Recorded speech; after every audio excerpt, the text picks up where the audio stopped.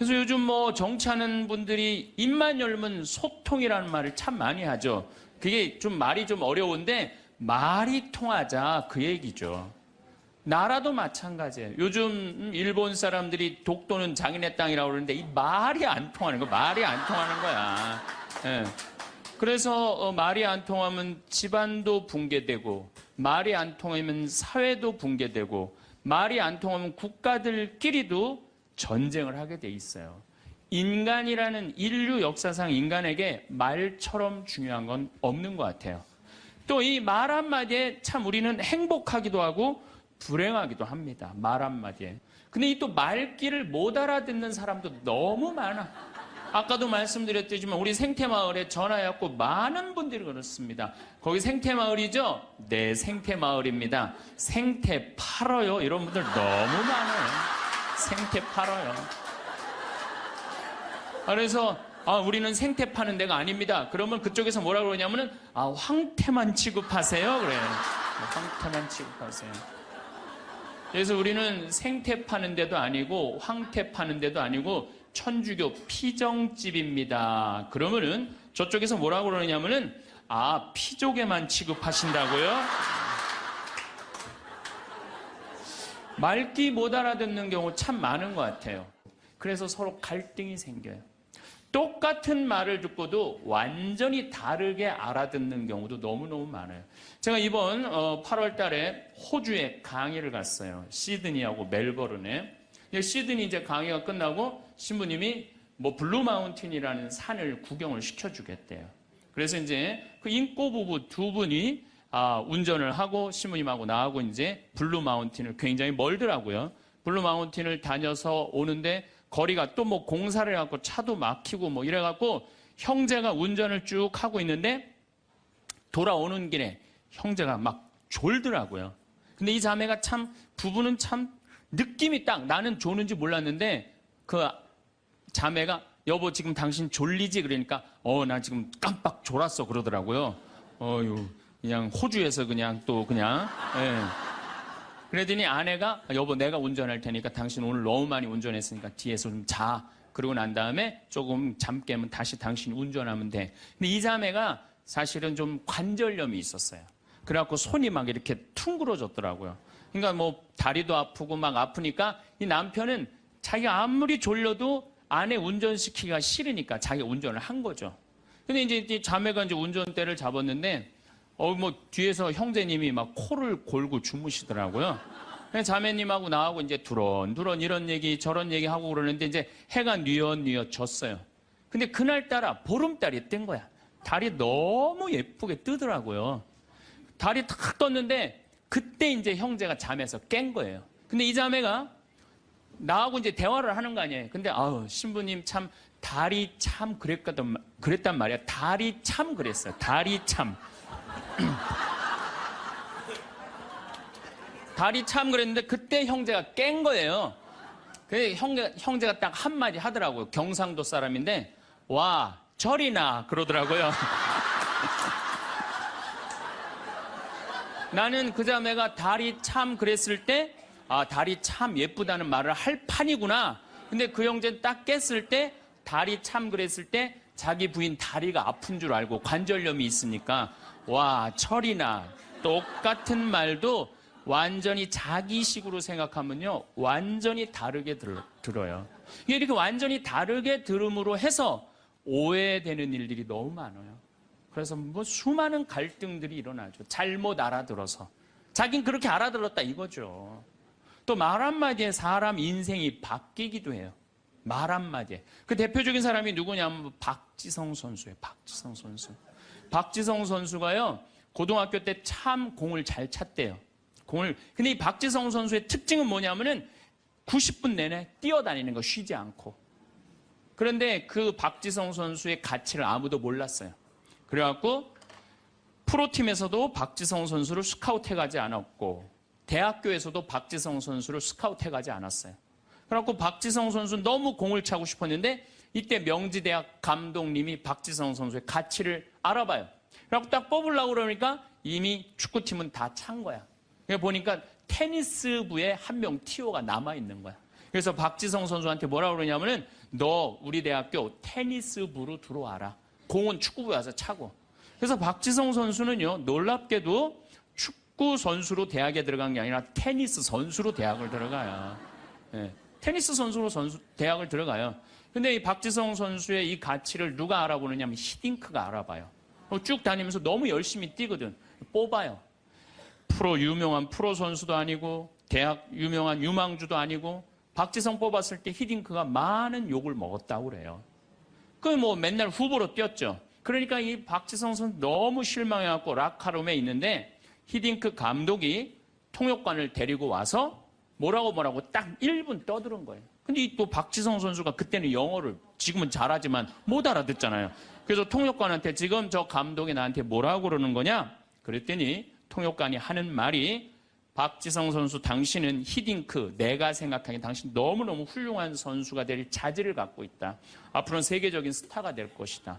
아무도 주목하지 않았는데 이 히딩크라는 이 감독이 말 한마디에 그 1분에 자기 인생이 바뀌었다는 거예요. 그 다음부터 플레이를 할 때 자신감을 가지고 플레이를 하기 시작했대요. 점점 박지성 선수의 가치가 드러나면서 여러분들 이 포르투갈전 32강 마지막 경기 했을 때 박지성 선수가 이영표 선수가 공을 차고 가슴에 트래핑을 해갖고 딱 골인을 넣죠. 누구한테 제일 먼저 뛰어가죠? 그렇죠. 히딩크한테 탁 끌어안잖아요. 자기 인생의 멘토, 인생을 운명을 바꿔준 사람이잖아요. 말 한마디에 사람이 운명이 바뀌는 거예요.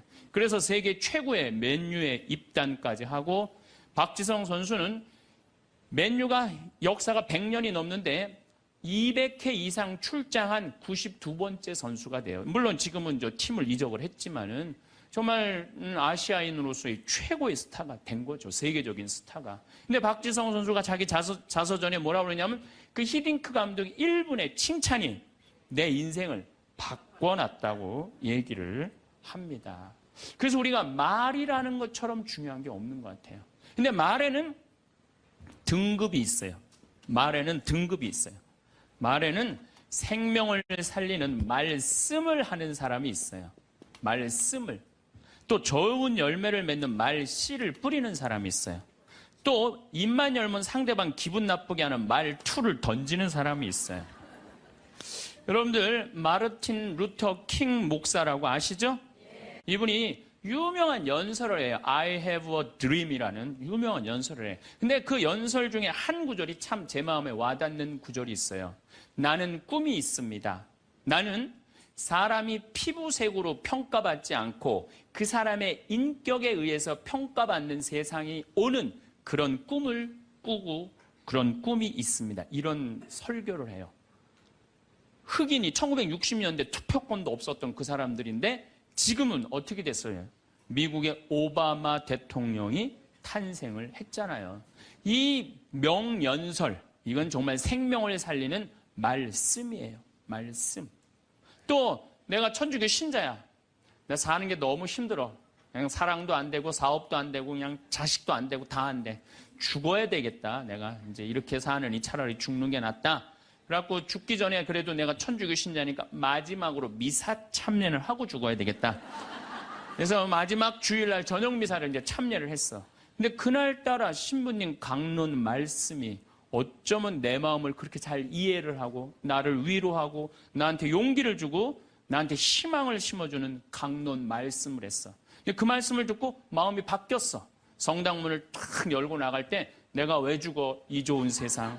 내가 열심히 살아봐야지. 그리고 주먹을 불끈 쥐고 세상을 나갈 수 있다면 신부님 강론은 생명을 살리는 말씀이에요.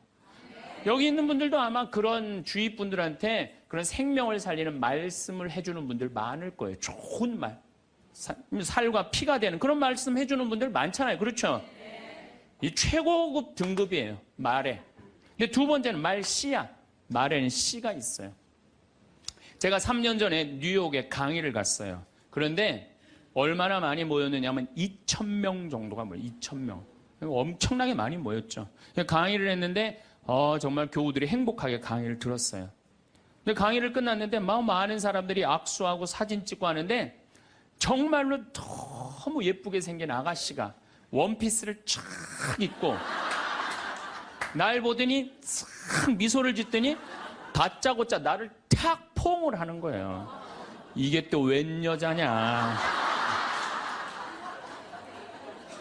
누구시냐고 그랬더니 신부님 저 기억 안 나냐는 거예요. 그래서 기억이 안 나는데 누구시냐고 그랬더니 신부님 제가 초등학교 1학년 때 성당 마당에서 막 뛰어노는데 신부님이 저를 보더니 너는 여자아이가 어쩜 이렇게 말도 잘하고 성격도 좋고 씩씩하고 얼굴도 예쁘니 너 나중에 내가 봐서는 너 커서 어려운 사람 변호해주는 변호사 되겠다. 제가 그랬대요. 그러자마자 얘는 이제 뉴욕 바로 아랫동네 뉴저지라는 동네에 이민을 간 거예요. 근데 이민을 가서 자기가 항상 공부할 때마다 그런 생각을 했대. 그 유명한 신부님이 나 변호사 된다고 그랬다. 변호사 된다. 공부 열심히 했대요. 그리고 제가 가던 해 맨하탄에서 지금 변호사 사무실에서 변호사 일을 하고 있다고.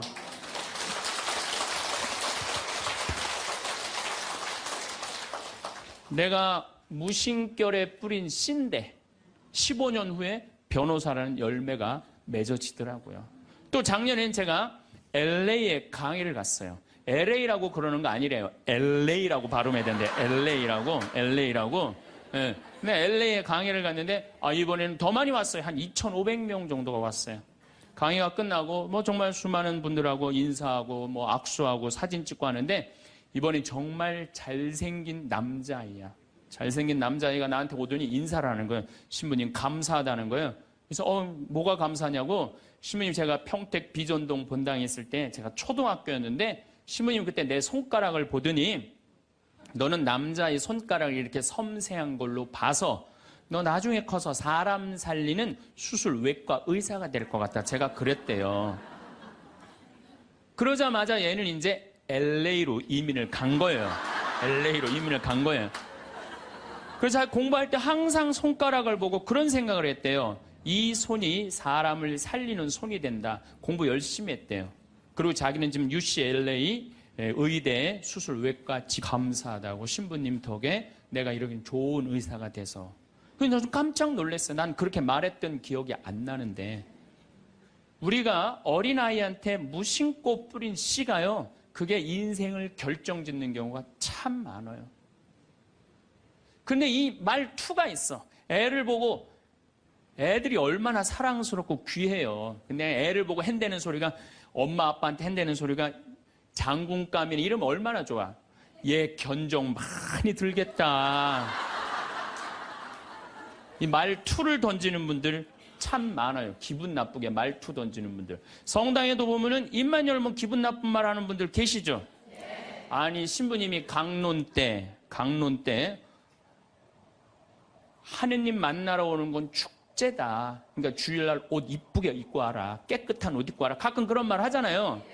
그래서 나도 정말로 예쁜 옷을 입고 가야지. 그래갖고 예쁜 옷을 입고 성당에 왔어. 근데 딱 자매 하나가 한다는 소리가 누굴 또 홀리려고 여시같이 입고 왔어. 꼭 그렇게 말하는 사람들이 있어요. 그렇죠? 기둥뿌리 뽑았냐? 개 탔냐? 이래갖고 아주 상처를 주는 분들이 있어요. 입만 열면은 상대방 무시하고 가슴에 아픈 거를 이렇게 심어주는 분들이 참 많습니다. 말에는요, 가는 말이 고와야 오는 말이 고와요. 한 10년 만에 한 60에 헤어졌는데 70에 만났어. 내 친구가 한다는 소리가 야, 너 10년 동안 안 보는 동안 팍싹 늙었다. 그러면은 이쪽에서 팍싹 늙었다고 말들은 이 사람은 너 10년 동안 안 보는 동안 팍싹 늙었다. 그런 친구한테 뭐라고 그럴 것 같아요? 너도 만만치 않아. 가는 말이 고와야 오는 말이 고운 거예요. 그런데 10년 만에 만났어. 너 10년 동안 안 보는 사이 이렇게 나이 하나도 안 먹었어. 어쩜 이렇게 고우니 너는? 그럼 이쪽에서는 또 뭐라 그럴 것 같아요? 너도 참 곱게 늙어간다 얘. 가는 말이 고와야지 오는 말이에요. 근데 우리는 말투가 너무 많아요. 이 말투를 누구끼리 제일 험하게 하느냐? 부부끼리 제일 험하게, 부부끼리. 어떤 부부가 길을 가다가 남편이 저길 보니까 길을 건너는데 이제 어떤 젊은 여자가 서울 나와보니까 정말 난 평창에서 생전 그런 거 구경 못하는데 아가씨들이 정말 쭉쭉 빵빵 반바지 입으면 그냥 다리도 어쩜 저렇게 미끈해. 그냥 미니스커트를 입은 아가씨 허벅지 구경하느냐고 트럭 지나가는 걸 못 봐요. 이 남자가 부부가 가는데 트럭이 딱 급브레이크를 딱 잡은 거예요. 트럭 기사가 창문을 열더니 야 이놈의 새끼야 눈 어디다 뜨고 다니냐. 너 지금 저 여자 보느냐고 차 지나가는 거 못 봤잖아. 너 치면은 내 팔자 망친다. 내 팔자만 망치는 게 아니라 너 병신 되면 네 마누라 네 자식 고생한다. 그 여자한테 한눈 팔면 너 인생 망치는 거다. 욕을 5분 동안 바가지로 하는 거야. 그랬더니 5분 딱 지나더니 창문을 인생 똑바로 살라고 그러고 창문을 닫고 갔어요. 남편은 하도 벙쪄 있어갖고 그렇게 쳐다보고 있는데 아내가 툭툭 치면서 여보 당신 저 트럭 기사랑 친해? 아니 나 처음 보는 사람이야. 그랬더니 아내가 한다는 소리가 그런데 어쩜 그렇게 당신에 대해서 정확하게 알고 있어?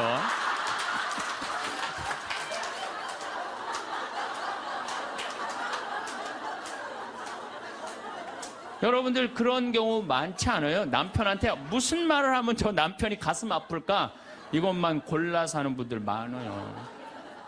반대로 우리 형제님들, 제가 언젠가도 이런 강의 때 말씀을 드렸는데 형제님들, 내가 가정방문 다니고 초청 받으러 가면은요, 참 살림 잘 사는 자매들 많아요. 가보면 집이 어쩜 그렇게 깨끗해. 음식도 깔끔하게 하고, 그냥 딱 치마 입고 그냥 드레스 입고 딱 음식 준비하면 너무너무 이쁘고 참 부럽더라고요. 그래서 내가 한마디에 형제한테, 형제님, 참 이렇게 살림 잘하는 부인 같이 살아서 너무너무 행복하시겠어요? 그럼 많은 경우 형제님이 이렇게 물어봐요. 신부님, 우리 마누라 마음에 드세요? 너무 마음에 들어요. 그럼 뭐라 그래요? 신부님, 데리고 가세요, 그냥.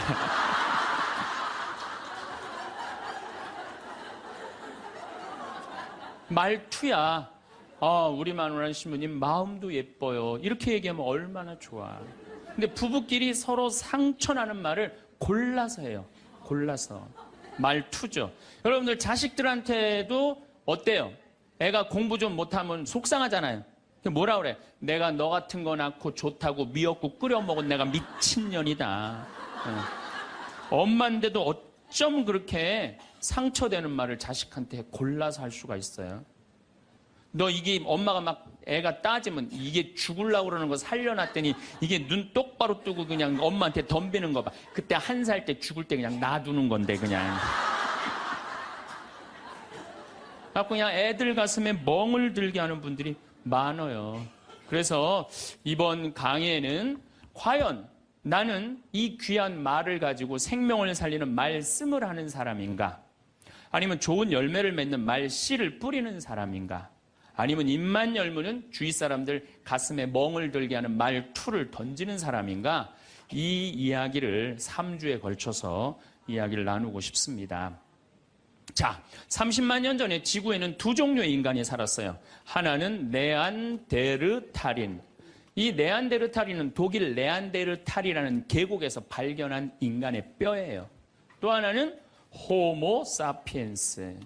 우리 조상은 호모 사피엔스예요. 황인종, 백인종, 흑인종. 우리 조상이에요. 그런데 3만 년 전에 네안데르탈인은 지구에서 영원히 사라졌어요. 그리고 우리 호모 사피엔스만 남아서 지구에 퍼져서 살고 있어요. 그런데 놀랍게도 네안데르탈인 뼈를 보니까 뼈가 우리 호모 사피엔스보다 훨씬 굵어요. 등치도 1m 52, 굉장히 키도 크고 우리는 키도 조그맣고 뼈도 왜소했고 그래서 현대 과학으로 컴퓨터 시뮬레이션을 해봤어요. 네안데르탈인하고 호모 사피엔스하고 네스링을 시켜봤어요. 그랬더니 컴퓨터 시뮬레이션에서 어떻게 나왔느냐 하면은 네안데르탈인이 호모 사피엔스 뼈를 으스러뜨릴 정도로 힘이 좋았어요. 그런데 네안데르탈인은 지구에서 영원히 사라지고 호모 사피엔스만 살아남은 거예요. 많은 학자들이 지금 인류학자들이 연구를 하고 있어요. 어떻게 우리가 살아남을 수 있었을까? 호모 사피엔스는 바늘을 했대요. 그러니까 이 북쪽으로 이제 유럽에 가갖고 바느질을 막 하면서 추위를 견뎠다는 거예요. 이런 이론도 있고 여러 가지 이론이 있는데 또 언어에 2가지 이론이 있어. 언어에 2가지 이론. 하나는 뭐냐면은 네안데르탈인은 이마가 누워 있어요. 이마가. 우린 이마가 튀어나왔고. 여러분들 이마가 누워 있으면요. 발음기관이 발달하지 않아요. 한번 뉘어보세요. 그리고 말해보세요. 말이 잘 나와요? 안 나와요? 잘 안 나오죠? 발음기관이 발달하지 않아요. 또 하나는 결정적으로 네안데르탈인은 혀천장이 평평해요. 호모사피엔스는 혀천장이 동그란데. 그러니까 혀천장이 평평한 네안데르탈인은 자음만 발음을 하는 거예요. 자음. 우리는 혀천장이 동그랗기 때문에 모음을 발음해. 아, 에, 이, 오, 우. 이 발음이 되는데 얘네들은 아, 에, 이, 오, 우가 안 되는 거예요. 그러니까 킁킁거리는 거예요. 짐승처럼 으르렁거리는 게만 하는 거예요. 그러니까 저기 산에 사슴을 발견했어. 창을 가지고 야 우리 사슴 잡으러 가자. 이 말을 해야 되는데 네안데르탈인은 모음이 발음이 안 되니까 막 지금 사슴은 잡으러 가야 되고 급한 마음에 으르렁거리는 거죠. 뭐라고 으르렁거리냐면 크크크 치치치 카크크 이러는 거예요. 모음이 발음이 안 되니까 모음이. 그런데 호모사피엔스는 모음이 발음이 되는 거예요. 자, 저기 사슴 있다. 사슴 잡으러 가자. 이게 말이 되는 거예요. 그러니까 20명이 가서 사슴을 잡아요. 마지막에는 어떤 일이 벌어지느냐면 호모사피엔스가 네안데르탈인을 잡아먹어요. 네, 마지막으로는 잡아먹어요. 그래서 네안데르탈인은 지구에서 영원히 사라지고 호모사피엔스인 우리만 살아남은 거예요. 말이 통해야 된다는 거예요. 말이 안 통하면 죽는다는 거예요. 집에서도 부부끼리 말이 통해야 돼. 근데 여러분들 부부끼리 답답할 때 많죠? 말 안 통해갖고. 그럴 때 싸울 때 어떻게 싸워요? 크크크 치치치 크크크 이러고 싸우지 않아요? 싸울 때 보면은 그런 부부들 많아요. 그런 부부들. 그런데 기왕하는 말인데 예쁘게 하면 어디 덧나요? 귀향하는 말인데 예쁘게 하면 어디 덧나요? 그런데 2009년에 MBC에서 참 재미난 실험을 했어요. 한글날을 기해서 밥 있죠. 우리가 먹는 밥. 이 밥을 줘서 한쪽 아나운서들한테는 밥아, 고마워, 사랑해, 보고 싶었어 이렇게 말하라고 그런 거예요. 근데 반대쪽 아나운서들한테는 밥한테 뭐라고 그러냐면 꼴배기 싫어, 쳐다보기도 싫어, 죽어버렸으면 좋겠어 이렇게 말하라고 그런 거예요. 그런데 한 달이 지나고 가서 봤는데 놀라운 일이 벌어진 거예요. 밥아, 고마워, 사랑해, 너 때문에 내가 살아 이렇게 말한 밥은 향기가 나는 하얀 누룩이 핀 거예요. 그런데 쳐다보기 싫어, 꼴배기 싫어, 죽어버렸으면 좋겠어 이렇게 말한 밥은 미워 이렇게 말한 밥은 새카맣게 썩은 냄새가 나는 새카맣게 향기가 나는 누룩. 여러분들 쳐보세요. 그 실험이 나와요. 향기가 나는 누룩, 완전히 썩어버린 밥. 밥도 고맙다, 이쁘다, 감사다 이러면 향기가 나는데 사람은 어떨 것 같아? 사람. 내가 혼배를 한 200상, 300상 정도 해줬어요. 200상, 300상 정도 해줬는데 혼배를 할 때 내 느끼는 게 어쩜 그렇게 신부들이 하나같이 다 이뻐. 안 이쁜 신부가 없어요. 안 이쁜 신부가. 왜 이쁠까요? 남자가 데이트할 때 뭐라 그래? 보고 싶었어. 사랑해. 난 너 없으면 난 안 될 것 같아. 난 너 없으면 죽을 것 같아. 난 네가 원하는 건 다 해줄 수 있어. 말해봐 원하는 거. 별을 따다 줄까? 달을 따다 줄까? 그럼 여자가 반짝반짝 웃어요 안 웃어요? 반짝반짝. 그 상태에서 결혼하는 거예요. 그래서 신랑 신부들을 보면 그렇게 예쁘고 잘생겨요. 근데 그렇게 예쁘고 잘생긴 신랑 신부를 혼배를 시켜줬는데 10년이 지나고 나면요 그 이쁜 얼굴이 온데간데 없어져요. 막 기미도 끼고 막 주근깨도 얼굴에 보이고. 왜 그럴까요? 남편이 뭐라고 그럴 것 같아? 그때 내가 눈이 뼈서 너랑 결혼한 거다. 내가 그때 미쳤었다. 나가 죽어라. 우리 이혼하자. 이런 얘기 10년 들으면요 아무리 예쁜 여자도요 얼굴 망가지게 돼 있어요. 아무리 예쁜 여자라도. 제가 이렇게 한 50, 60쯤 되신 분들이 그런 게 분명해요. 50, 60 되신 분들 중에 이목구비가 뚜렷하지 않아. 뭐 이쁜 구석이 별로 없는데도 이상하게 이쁜 여자들이 있어요. 이상하게 이쁜 여자들이. 그런 여자들은 어떤 여자들일까요? 남편이 당신 어쩜 가면 갈수록 어쩜 더 이뻐져. 섹시가 세상에서 난 제일 이뻐. 당신 사랑해. 고마워. 이런 얘기 20년 들으면은요 이목구비가 뚜렷하지 않아도요, 이상하게 예뻐져요. 그런데 쌍꺼풀도 분명하고 코도 오똑하고 입술도 도톰한데 50, 60 되신 분들 중에 무섭게 생긴 분들이 계세요. 이목구비가 뚜렷한데도 무섭게 생긴 분들이 계세요. 그런 분들은 왜 그럴까요? 서로 죽이자, 죽자, 뭐 살자, 뭐 이렇게 말하고 20년 동안 싸운 사람은요, 아무리 예쁜 얼굴이라도 망가지게 돼 있어요. 사람은요, 어떤 말을 듣느냐에 따라서 이쁘고 이쁘지 않는 게 결정이 되는 거예요. 여러분들 남편한테, 아내한테도 그렇지만 자식한테도 뭐라 그래? 너는 내 자식이 아니라 왼수다. 나가 되져라. 이런 썩을 놈. 그러면은 자식이 어떻게 될까요? 왼수가 되고요. 바깥에 나가 돌아다니게 되고요. 썩게 돼 있어요. 근데 우리는 엄마들 자식 뜻대로 안 된다고 속상할 때 말을 함부로 하죠. 여러분들 생각을 해봐요. 우리 아들이 있어. 공부 좀 못해. 공부 못하면 어때요? 나는 공부 잘하는 거 그렇게 훌륭하다고 생각 안 해요. 근데 우리는 공부를 못하면 대한민국은 죄인 취급하잖아요. 어쨌든 공부를 못해. 그런데 아들한테 엄마가 괜찮아. 공부 못하면 어때? 이렇게 잘생긴 아들 하느님이 우리 집에 떨어뜨려 줬고 엄마는 밥 안 먹어도 우리 아들만 봐도 배불러. 이런 소리 듣고 자라는 애들은요. 삐뚤어질 수가 없어요. 딸 보고도 이렇게 이쁜 딸 혼자 보기 너무 아깝다. 어쩜 이렇게 이쁜 딸이 얘네들 삐뚤어질 수가 없어요. 남편도 아침에 출근할 때 이렇게 잘생긴 남편을 어떻게 보내? 여보, 내가 나가서 버릴 테니까 당신 집에 있어. 이러면은요, 남자가 돈 벌러 나갈 때 어깨 당당하게 피고 나가요. 근데 남편 출근할 때 뒷꼭지 대고 오늘 그 돈 안 갖고 들어오려면 집에 들어올 생각 꿈도 꾸지 말라고. 그럼 남자는요, 나가서 어깨 피고 돈 못 벌어요. 말에 복이 있는 거야, 말에 복이 있는 거예요. 어떤 엄마가 입만 열면 아들한테 빌어먹을 놈이에요, 빌어먹을 놈. 야, 이 빌어먹을 놈아, 밥 처먹어라. 근데 초등학교 1학년 때 반에서 1등을 했어. 근데 엄마가 한다는 소리, 빌어먹을 놈 공부 잘하네? 삶이 힘들었나 봐요. 서울대 법대를 합격을 했어. 그랬더니 엄마가 한다는 소리, 우리 빌어먹을 놈 드디어 큰일 해냈네. 근데 엄마는 그리고 돌아가셨어요.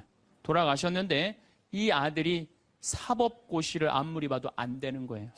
회사에 원서를 넣어도 안 되고 선을 봐도 퇴짜 받고 잘생기고 서울대 법대 나왔는데, 그래서 이상원이라는 그 장명하는 사람한테 가서 물어봤어요. 내 인생이 왜 이러는지 나 모르겠다고. 당신 쭉 살아오면서 무슨 얘기를 많이 듣고 살았느냐? 가만히 생각해보니까 엄마가 입만 열면은 빌어먹을 놈이라고. 그러니까 이 사람은 잘 안 되니까 동료 판사, 변호사, 검사한테 빌어먹기 시작한 거예요. 그게 당신 인생의 몸에 밴 거다. 내가 당신 관상을 보니까 벌어먹을 상이다. 그래, 내가 왜 빌어먹을 놈이야? 내가 서울대 법대까지 나왔는데. 과외를 시작했어요. 과외를 시작했더니 애들이 너무너무 많이 모이는 거예요. 그래서 학원을 했어요. 학원을 했더니 돈을 너무 많이 버는 거예요, 서울에서. 그랬더니 예쁜 색시가 시집을 오고 지금은 딸 둘을 낳고 행복하게 벌어먹고 살고 있대요. 말 한마디에요, 사람 운명이 갈리는 거예요. 말 한마디에. 여러분들은 자식이나 남편, 아내한테 정말 좋은 말을 해주느냐, 생명을 살리는 말을 하느냐, 좋은 열매를 맺는 말을 하느냐, 이거 생각해봐야 돼요. 여러분들 친구 집에 음식점에 갔어. 음식점에 가서 친구한테 요즘 장사 잘 돼? 그랬더니 친구가 한다는 말이, 이러다가 망할 것 같아, 망할 것 같아. 꼭 남 탓하는 사람 있잖아요. 똥파리만 날려, 똥파리만. 근데 또 다른 친구 식당에 갔어요. 그랬더니 다른 친구가 장사 잘 돼? 남들은 힘들대는데 우리 집엔 단골 손님들이 와갖고 내가 매일 가락시장에 가갖고 신선한 재료로 음식을 준비를 해.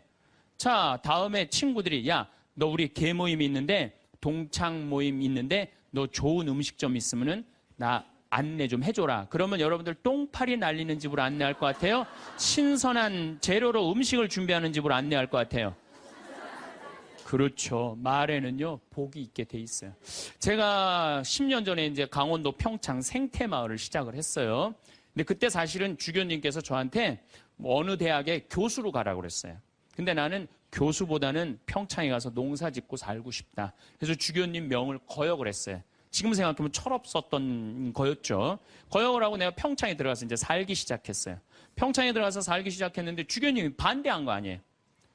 평창에 가서 사는데 1년에 한 번 이제 주교님한테 신년 하례식 할 때 주교님이 물어봐요. 황 신부 거기 살만해? 너무 행복해요. 제가 이제 첫째 매주 뛰어갖고 된장, 간장, 고추장 판매하잖아요. 그 찾아오는 사람이 있어요. 팔릴 거 아니에요. 황 신부, 농산물 많이 팔려? 너무 많이 팔려요. 황 신부, 거기 사람들은 많이 와? 첫 해는 개미새끼도 안 왔어요. 알아야지 올 거 아니에요. 근데 내가 너무 많이 와요. 저는 제가 생태마을에 살면서 한 번도 생태마을이 사는 게 힘들다, 지겹다, 나 빨리 본당 내보내줘라 그런 소리 한 적이 한 번도 없어요.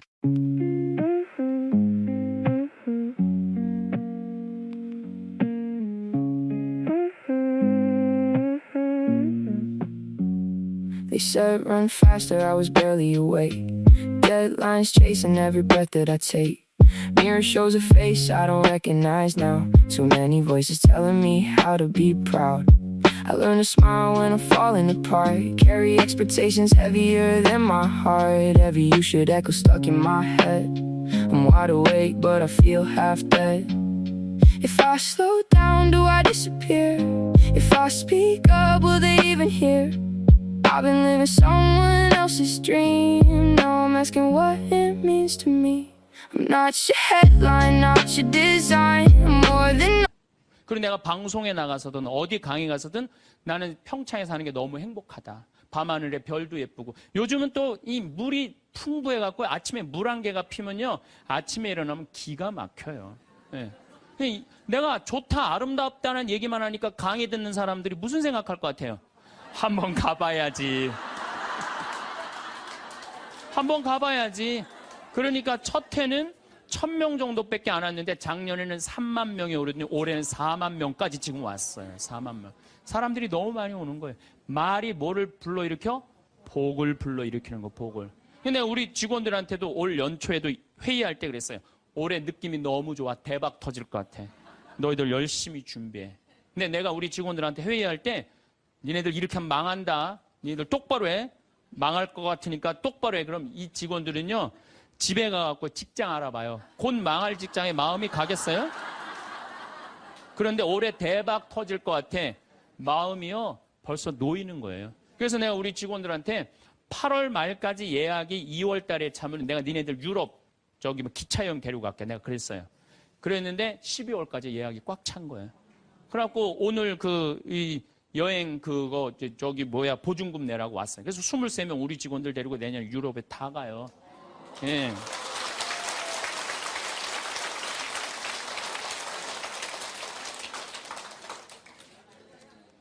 제 신조는 그달에 번 건 그달에 다 쓰자. 이게 제 신조예요. 예. 올해 번 거는 올해 다 쓰자. 이게 내 신조예요. 그러니까 내가 행복하다, 많이 온다, 많이 판매된다. 이렇게 말하니까 우리 생태마을이 즐겁고 행복하고 사람이 어제도 250명 다녀왔어. 내일도 또 250명 오고 매일 그냥 내가 외부 강의 나오지 않는 한 안에는 꽉꽉 차는 거예요. 말이 복을 불러일으키는 거야. 말이. 귀향하는 말인데 좋은 말, 행복한 말을 해야 되지 않아요? 근데 우리는 현대인들은 이런 특성이 있어요. 입만 열면은 힘들어 죽겠다, 지겨워 죽겠다, 이렇게 사느니 죽는 게 낫다. 이런 소리 참 많이 해요. 그런 소리 많이 하죠? 또 우리 할머니들 늙으면 죽어야 된다. 이런 소리 많이 하잖아요. 죽으면서 그런 소리 하면은 이쁘긴 하는데 죽지도 않으면서 그냥 늙으면 죽어야 된다. 우리 어머니가 60 넘어서 딱 뭐라 그러셨어요? 아유, 늙으면 죽어야 돼. 깜짝 놀랐어요. 내가 효도할 때가 됐는데 벌써 돌아가시면 어떡해. 그래갖고 나는 신부 5년 휴가 동안 정말 거의 내 모든 휴가는 어머니 아버지를 위해서 썼어요. 뭐 성주순례, 이스라엘, 그 다음에 또 무슨 우리나라 좋대는데 금강산, 무슨 백두산 다 모시고 갔다 왔어요. 죽는다니까 빨리 갔다 와야 될 거 아니에요. 빨리 갔다 와야 될 거 아니야. 그런데 그렇게 60 넘어서 늙으면 죽어야 돼. 그 소리를 했는데 깜짝 놀랐는데 요즘은 그 소리 들으면 신경질 난다니까요. 그 소리 하신 지 20년이 지났어요. 20년. 갈 생각을 안 하세요. 아버지는 피부가 더 뺑뺑하고 어머니도 더 고와지세요. 그러니까 죽지도 않을 거면서 힘들어 죽겠다, 지겨워 죽겠다, 사는 게 지겹다. 이게 말이 안 된다는 거죠. 복을 차는 거예요. 여러분들 뭐 2년 전인가 우리 서울교구 시각장애우들 100분이 우리 생태마을에 오셨어요. 정말 그분들 기쁘더라고요. 그래서 내가 뭐가 그렇게 기쁘냐 그랬더니 신부님 우린 눈에 뵈는 게 없어서 행복하다고. 눈에 뵈는 게 없어서 행복하다고. 그런데 그분 네 분이 여러분들 제가 시각장애우들이랑 1년을 같이 살았어요. 상계동에서 1년을 살았는데 너무 잘 알아요. 그분들 뭐 젓가락 비비는 거 뭐 노름도 다 해요. 할 거 다 해요. 예, 뭐 별걸 다 하는데 시각이 이게 어렸을 때 열이 너무 나갖고 시각을 잃어버리는 경우 많거든. 그땐 눈알을 빼요. 이 눈알이 있는 분들이 있고 아예 알을 빼는 분들도 있어요.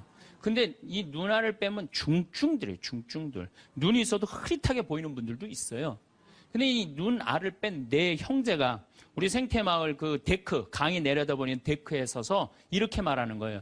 야, 베드로야, 내가 50년 동안 우리나라 참 많이 다녀봤는데 이렇게 경치 좋은 데는 처음 본다.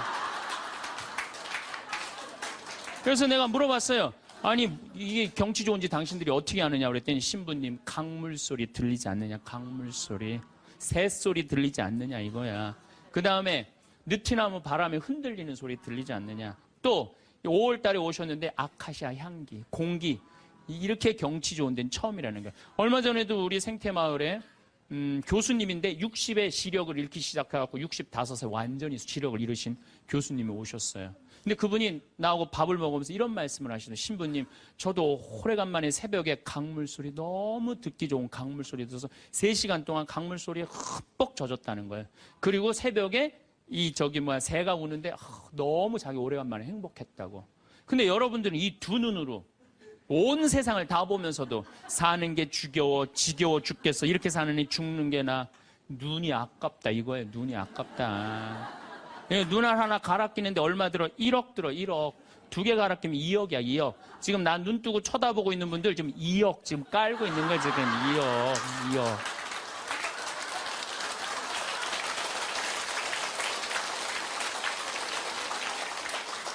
심장 하나 갈아 끼는데 5천, 간 갈아 끼는데 7천, 신장 갈아 끼는데 3천이에요. 그럼 이거 3억 5천이에요. 3억 5천. 여러분들 팔 하나 이거 의족으로 갈아 끼는데 400이에요. 양팔 800, 양다리 1600. 대충 따지면 여러분 한 5억 정도 되는 거예요. 그리고 더욱이 여기 지금 걸어오신 분은요, 적어도 5억짜리로 지금 끌고 온 거예요. 5억을 갖고. 그리고 여러분들 눈, 다리, 손가락, 발가락 다 붙어있는 식구 4명이 밥을 먹으면은요, 20억이 앉아서 먹는 거, 20억이 앉아서.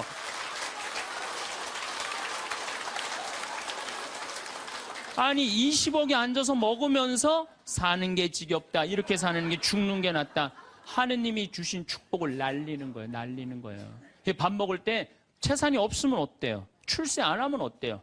앉아서 뭐라 그러면서 먹어. 우리 20억 밥 먹자.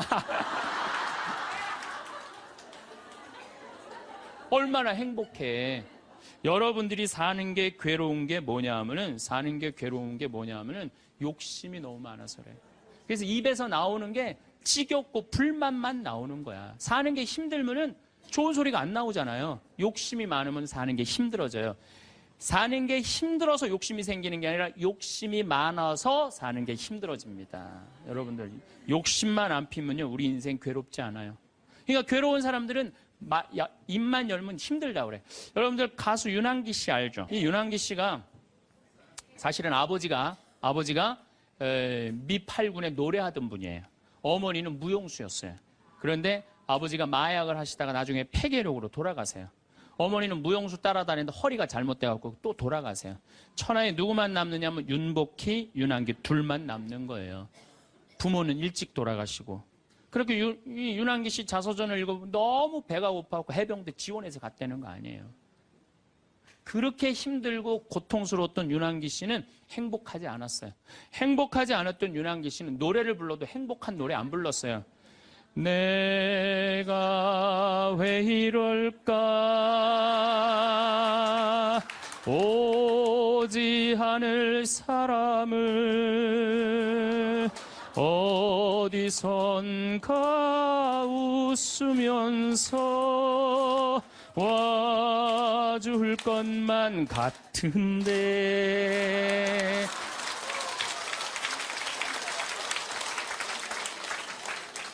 행복하지 않았기 때문에 노래를 불러도 행복한 노래를 안 불렀어요. 처음에는. 차라리 그 사람을 만나지 않았던들 이 고통 이 괴로움 나에겐 없을걸.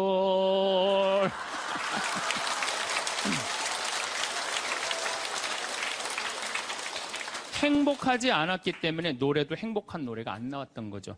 나는 어떡하라고 이런 노래만 불렀어요. 이런 노래만. 예. 너무합니다. 이것도 김수희 씨가 불렀지만 곡은 윤한기 씨가 쓴 거예요. 전부 행복한 곡이 하나도 없었어요. 근데 76년에 윤한기 씨는 하나님을 믿기 시작해요. 76년에 하나님을 믿기 시작해요. 그러면서 삶이 바뀌기 시작해요. 79년에 윤한기 씨, 윤복희 씨가 사랑이 뭐가 잘못되고 굉장히 괴로워해요. 그때 동생을 위해서 이사야전서 37장을 묵상하다가 갑자기 곡을 하나 써요. 여러분들 너무너무 잘 아는 요즘 나가수에서도 유명한 내가 만약 외로울 때면 내가 위로해 줄게. 이게 무슨 소리냐면 내가 만약 외로울 때면 하느님인 내가 너를 위로해 줄게. 그 노래예요. 그 노래. 이게 1절은 한국어 가사가 2절은 영어 가사인데 1절은 그때 하느님이라는 단어를 쓸 수 없었지만 2절에는 하느님이라는 단어를 써요. 너는 나의 영원한 노래야. 야훼는 나의 영원한 노래, 영원한 기쁨이다 이거예요. 내가 외로울 때 누가 위로해 주지? 주님께서 위로해 준다 이거예요. 그리고부터 이 두 분은 인생이 바뀌어요. 이 이후로 윤한기 씨 자서전을 읽어보면 슬픈 노래를 하나도 안 불렀다고 그래요. 아까도 이야기했지만 나는 행복합니다. 나는 행복합니다. 나는 행복합니다. 정말 정말 행복합니다. 그 다음 가사가 뭐냐면 기다리던 그날이 왔어요. 어깨를 활짝 펴고 우리 함께 웃어봐요. 즐겁게 살아봐요. 그런 내용이에요. 그리고 지금 윤한기 씨는 무슨 일을 하고 있느냐. 나이가 70이신데 개신교 예술신학교 목회, 목사님, 총장 역할을 지금 목사님으로 20년 이상을 살면서 세상 사람들한테 행복을 얘기해줘요. 청승을 떨면서 노래를 불렀을 때하고 기쁨을 가지고 노래를 불렀을 때하고 인생이 바뀐다 이거예요. 인생이. 그러니까 여러분들도 제발 성가 좀 청승 좀 떨지 말고 불러라. 청승 좀 떨지 말고 해라. 그런데 이게 누구끼리 제일 서로 죽이는 말을 많이 하느냐.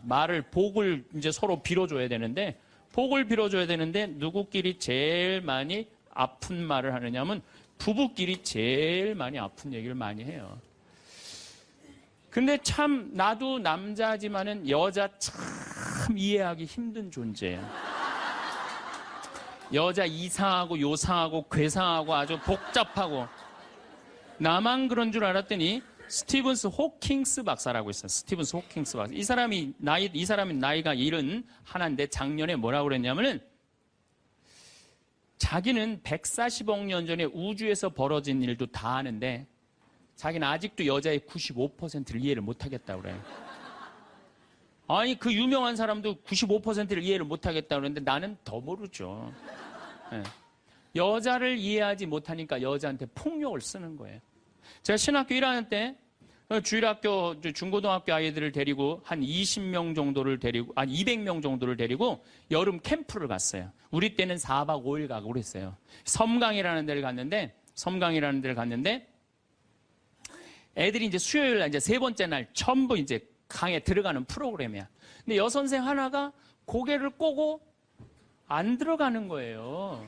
그래갖고 아니 다 들어가는데 저 선생은 왜 저 물에 안 들어가느냐, 저 선생 프로그램에 참여시켜라, 빨리 집어넣어라. 그랬더니 다른 선생님들이 어디 학사님 안 된다는 거예요. 저 선생님 오늘 그날이라는 거, 그날.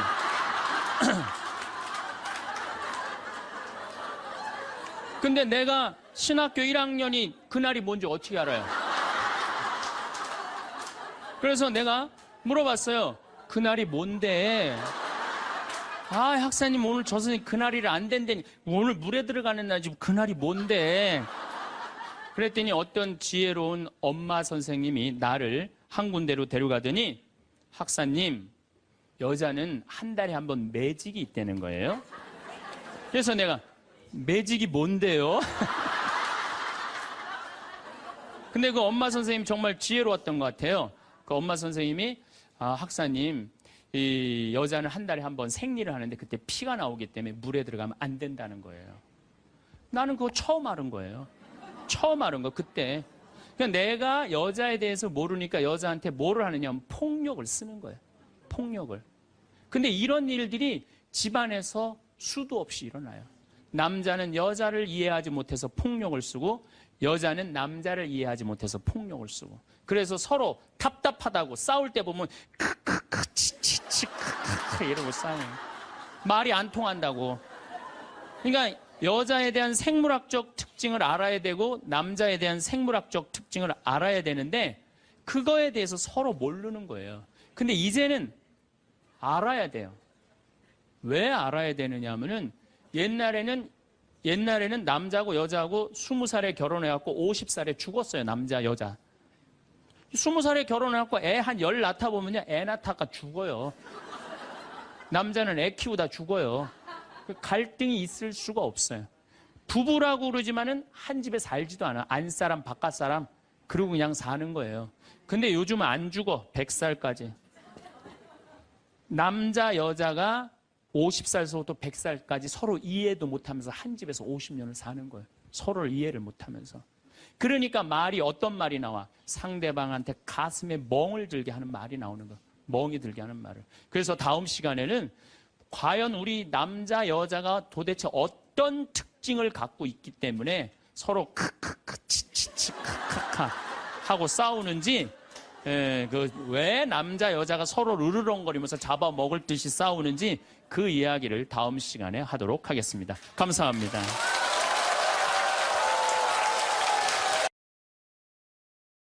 오늘 강연 어떠셨나요? 오늘도 황창현 신부님께서는 우리에게 많은 지혜의 말씀들을 나누어 주셨습니다. 오늘은 아무리 가까운 사이라도 가장 중요한 애 낳을 때 남편이 알아요? 자식이 알아요? 누구만 알아? 나만 알아. 몸이 너무 아플 때 내 아픈 거하고 똑같이 남편이 내 마음에 맞춰서 돌봐주기 쉽지 않아요. 그러니까 누가 나한테 잘해줘야 돼? 내가 나한테 잘해줘야 돼. 내가 빛이 나야지 남도 나를 좋아하는 거예요. 내가 구질구질하면은 남이 나를 좋아할 것 같아요? 안 좋아할 것 같아요?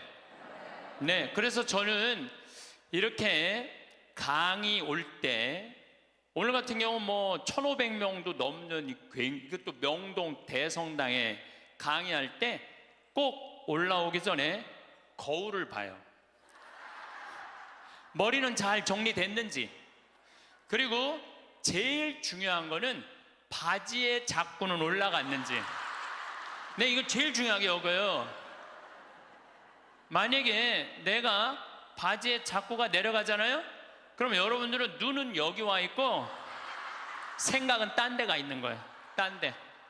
저 신부님 저거 바지에 자꾸 내려갔는데, 내가 아무리 좋은 얘기를 해도 여러분들 귀에 들어가지 않아요.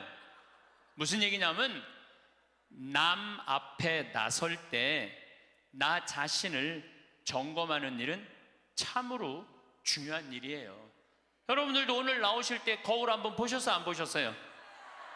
명동 성당에 오는 건데, 그렇죠? 제가 한 2년 전에 어느 천주교가 아닌 일반 기관에 강의를 갔어요.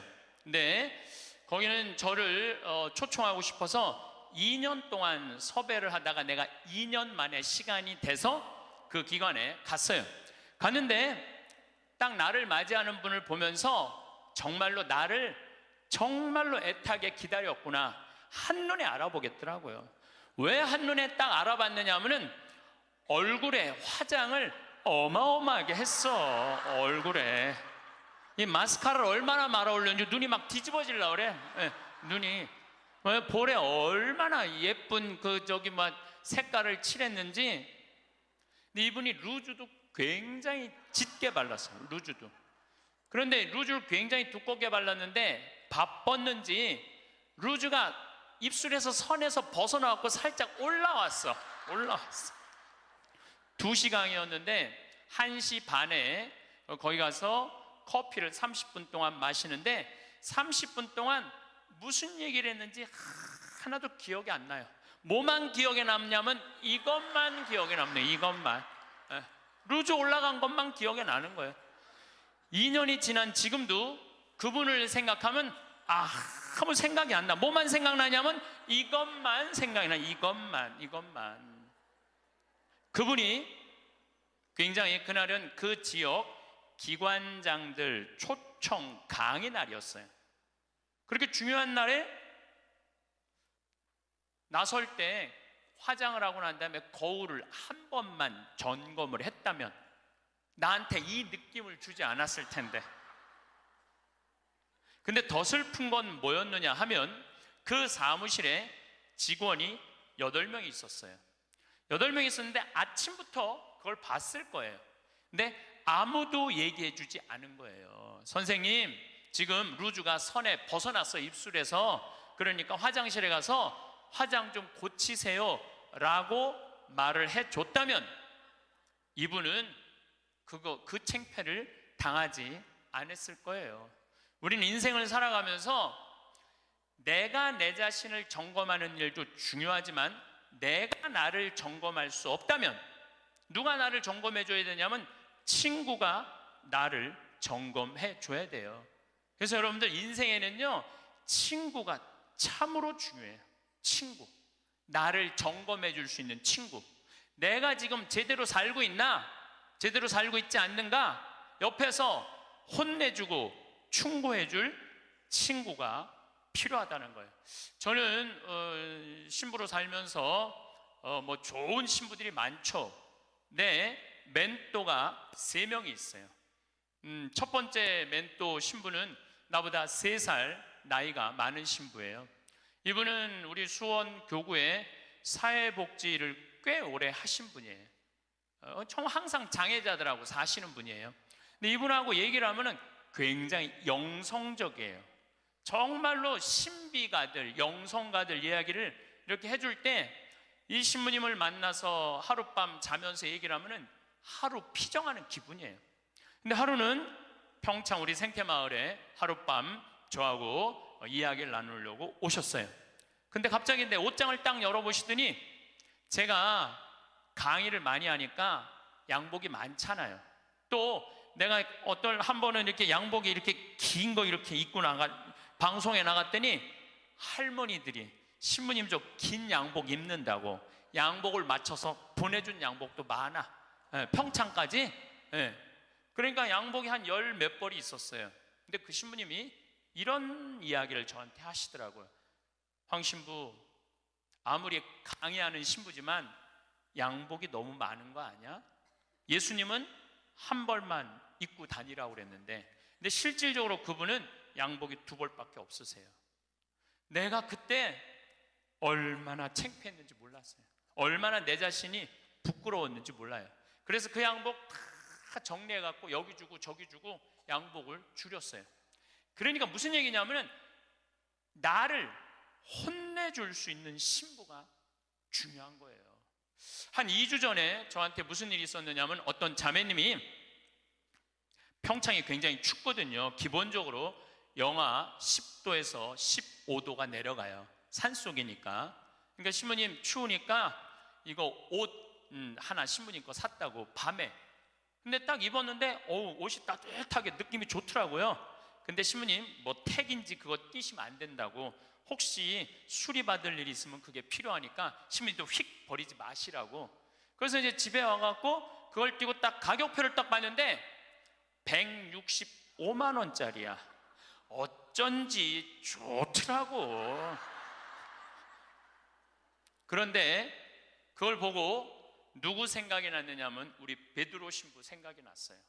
베드로 신부가, 장애자들하고 사는 신부가 내가 이 옷을 입고 다니면 뭐라고 그럴까? 분명히 너 제정신이냐 혼냈을 거예요. 또 내가 이렇게 우리 교우들 뭐 여러분들을 무시하는 게 아니라 여러분들 뭐 입어봐야 2, 30만 원짜리 옷 입고 있잖아요. 근데 내가 160만 원짜리 잠바 입고 다니면서 행복을 얘기할 수 있는 자격이 있을까? 그래서 다음날 그 옷을 그분한테 돌려줬어요.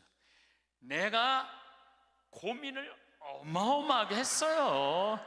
예. 근데 돌려주면서 이런 말을 했어요. 내 영혼을 죽이려면은 이런 옷을 자꾸 갖다 줘라. 근데 정말로 나를 사랑한다면 나는 10만 원, 20만 원짜리면 족하다. 왜 그렇게 비싼 옷을 나한테 선물을 하느냐. 근데 아마 나에게 그 베드로 신부가 없었으면 눈 감고 입고 다녔을지도 몰라요. 나를 혼내줄 수 있는 신부, 그게 멘토라는 거예요. 두 번째 신부는 굉장히 철학적인 신부예요. 이 신부님은 나보다 4살인가 나는 사실은 나이 많은 거 별로 안 따져요. 뭐 120년 동안 살면서 뭐 3살, 4살 그걸 따져. 네가 형이냐 내가 동생이냐. 근데 4살 정도 많은 형인데 이 형은 굉장히 철학적인 신부님이에요. 굉장히 철학적인 신부예요. 그래서 이렇게 대화를 해보면은 하룻밤을 이렇게 지내면서 대화를 하면은 너무너무 철학적으로 나한테 도움을 많이 줘요. 내 멘토 신부죠. 또 한 신부는 나보다 7살 많은 형인데 이 신부님은 아무 생각이 없는 신부예요. 아무 생각이 없는 신부예요. 근데 이 신부님은 아침부터 저녁까지 같이 있어도 지겹지 않아요. 아침부터 저녁까지 같이 있으면 너무 재밌어요. 그리고 이 신부님은 내가 이렇게 밥을 먹고 이렇게 있다 보면 이게 김이 묻어요. 이 신부님은요 떼어줘요. 여기 있는 김 떼어줘요. 여러분들도 본당 신부님하고 이렇게 자매님들하고 밥 먹는데 먹다 김 딱 묻잖아요. 근데 그거 떼어주기 쉽지 않아요. 또 본당 신부님 앞에 김 묻은지도 모르고 하하하하 거리고 그냥 막 웃어도 끝까지 안 떼어줘요. 근데 그분은 내 입술에 김이 묻으면 떼어줘요. 얼마 전에는 이렇게 코를 풀었는데 내가 코딱지가 이렇게 묻었나 봐. 코딱지가 묻었는데 진짜로 황 신부 코딱지 묻었네. 그리고 떼어주더라고요. 그 형님은 나한테 한 형은 영성적인 멘토, 한 형은 철학적인 멘토, 한 형은 그냥 삶의 멘토예요. 이 신부님이 아무 생각이 없다고 그래서 아무 생각 없이 사신 신부님 아니에요. 새벽 4시에 일어나고 성서 쓰시고 5시만 되면은 할머니들 미사 일찍 오는 할머니들 마중한다고 묵주기도 1시간 동안 성당 마당에서 하는 신부님이에요. 사랑이 굉장히 많은 신부님이죠. 그 외에도 우리 동기 중에 선비 같은 신부님도 있고 또 요즘 세월호 그냥 매일 하는 우리 베드로 부건이 신부님도 있고 정말 내 주위에 좋은 신부들이 많아요. 여러분들은 인생을 사는데 멘토가 몇 명이나 있어요? 때로는 한 명도 없는 경우 많아요. 내 삶의 문제를 이야기 나눌 수 있는, 허심탄회하게 나눠놓고 이야기할 수 있는 사람이 한 명이 없을 수 있어요. 만약에 여러분들이 한 명도 없다면 여러분들은 실패한 인생을 살 수밖에 없다는 거예요. 그래서 여러분들 오늘 이후부터 멘토를 적어도 3명은 정하세요. 난 오늘부터 황창현 신부님을 내 멘토로 삼을 거야. 그건 안 돼요. 왜 안 되냐면 멘토는 내 삶에서 내 삶을, 내 밥그릇, 숟가락이 몇 개 있는지 아는 사람이 멘토가 돼야지 멘토가 될 수 있어요. 또 언제든지 만날 수 있는 사람. 그래서 여러분들 주위에 잘 사는 사람들이 있어요. 분명히 괜찮은 사람들이 있어요. 그 사람한테 찾아가고 나 당신 내 멘토로 삼고 싶다, 나를 좀 도와줘라. 그러면은요, 그렇게 얘기하면 사람은요, 책임감을 느끼고 존재 의식을 가진대요. 그래서 도와준대요. 그러니까 오늘부터 여러분들 적어도 3명은 찾아가세요. 그래서 나를 고쳐줄 수 있는 사람, 나를 혼내줄 수 있는 사람을 꼭 만드셔야지 인생을 실패하지 않아요. 친구를 잘못 두면요, 인생을 망가뜨릴 수 있어요. 최순실 같은 친구를 두면요, 인생 망가지는 거예요. 인생만 망가지는 게 아니라 나라도 말아먹을 수 있어요. 나라도 말아먹을 수 있어. 그래서 리카싱이라는 분은 중국의 최대의 갑부예요. 이분이 어떤 친구를 사귀지 말아라. 우리 이건희 회장님은 재산이 13조인데 이 리카싱은 재산이 30조야. 어마어마한 부자예요. 1년에 3천억씩 장학금을 내놓는 분이에요. 자기는 항상 이코노미 타고 다니면서. 대단한 분이죠. 근데 이분이 6불합 7불교라고 그래. 어떤 사람이랑 동업하지 말아라. 첫 번째, 개인적인 욕심이 너무 강한 사람과 동업하지 마라. 딸, 정유라, 그 이상한 고등학교, 이상한 대학교, 비정상적으로 개인적인 욕심이 너무 강했던 사람이죠. 사명감이 없는 사람과 동업하지 마라. 사명감이 없는 사람. 여러분들, 만약에 내 친구가 대통령이야. 그럼 나는 목에 칼이 들어와도 이 5천만을 생각하라고 난 얘기할 것 같아. 그런 사명감 가질 것 같아. 내 친구가 대통령이라면은 내 개인적인 대통령의 힘을 빌려갖고 내 개인적인 욕심 안 채우고. 세 번째, 인간미가 없는 사람과 동업하지 마라. 부정적인 사람과 동업하지 마라. 인생에 원칙이 없는 사람과 동업하지 마라. 우리가 인생을 살면서는 원칙이 꼭 필요해요. 저는 어떤 원칙이 있느냐면 1 더하기 1은 2다. 이게 내 인생의 원칙 중에 하나예요. 무슨 얘기냐면은 1억 드리고 1억 은행에 대출 받아갖고 2억짜리 아파트 사면 2억이야. 근데 우리는 무슨 생각해? 1억 내 돈 갖고 1억 대출 받아갖고 2억짜리 아파트 사면 10억 되길 바라잖아요. 그때부터 불행한 거예요. 그래서 나는 1 더하기 1은 10이 아니라 1 더하기 1은 2야. 욕심 부리지 말라는 거예요. 그리고 내 인생의 원칙 중에 하나는 그 달에 번 돈은 그 달에 다 써라. 이게 내 원칙이에요. 그 달에 번 건 그 달에 다 써라. 예. 특히 신부는